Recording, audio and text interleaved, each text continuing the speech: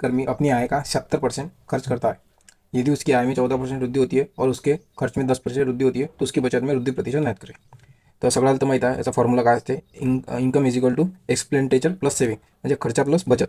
तर 76% फ्रॅक्शन काय येणार, 19/25. तर त्यांना काय म्हटलं क्वेश्चनच्या अकॉर्डिंग 76% खर्च करता, तर मी 76% फ्रॅक्शन बनत आहे 19/25. तर 25 मीनं आय मानली, सपोज 25 मीनं आय मानली. अगर आय 25 असणार तर त्याचा खर्च किती असणार, 19. तर त्याचं एक्सपेंडिचर किती होणार, 19. ओके. तर 25मधून 19 मायनस केले तर त्याची सेव्हिंग किती बनणार, 6 बनली सेव्हिंग. तर सेकंड लाईन काय म्हणते त्याच्यात, त्याच्या खर्चीमध्ये 10%, त्याच्या आयमध्ये 14% वृद्धी झाली. तर शुड बी याच्यात डेव्हिएशन मेथड लागेल.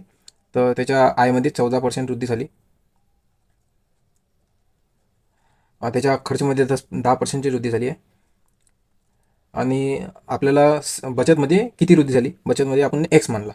तर या दोघाचा गुणाकार 19चा आणि 10चा गुणाकार किती येणार, 190 प्लस 6 आणि 1चा गुणाकार 6x अपॉन या दोघाची बेरीज 19 आणि 6 25. ओके. आता हा 25 डिवाइडमध्ये आहे, तिकडे जाऊन मल्टिप्लाय होणार. तर किती बनणार, 25 चोक 100 उरले 10, 25 एक 25, 5 आणि 3 हे झाले 350. हे जसे आहे तसंच 19 190 प्लस 6x. ओके. हे झाले सेकंड. हे आता 190 प्लसमध्ये तिकडे जाऊन काय होणार, 350मधून मायनस, हे प्लसमध्ये तिकडे जाऊन मायनस होणार. तर 350मधून मायनस होणार, तर किती येणार, 190 मायनस 0 6 16 6x. एक्स बरोबर किती येणार, 6 भाग द्यायचा,